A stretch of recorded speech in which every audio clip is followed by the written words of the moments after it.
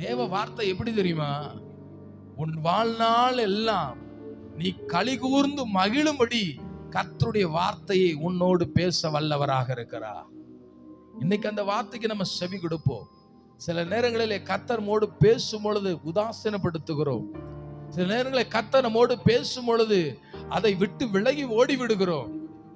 ஏன் என்று கேட்டால், எனக்கு அதை காட்டிலும் இந்த உலகம் எனக்கு இன்பத்தை கொடுக்கிறது, அதை காட்டிலும் எனக்கு இது தித்திப்பாக இருக்கிறது, அதை காட்டிலும் எனக்கு இது லகுவாக இருக்கிறது, அதை காட்டிலும் எனக்கு இது ஆசையாக இருக்கிறது என்று அநேகர் ஓடி அநேக பேர் இன்னைக்கு பாதாளத்தில் சிக்கிக் கொள்வதை நாம் அறிந்து கொண்டிருக்கிறோம். அல்லேலூயா. என் அருமையான கர்த்தருடைய பிள்ளைகளே, தேவ சத்தத்தை விட்டு போனவர்கள் எல்லாம் அழிக்கப்பட்டு கொண்டிருக்கிறார்கள், அழிந்து கொண்டிருக்கிறார்கள்.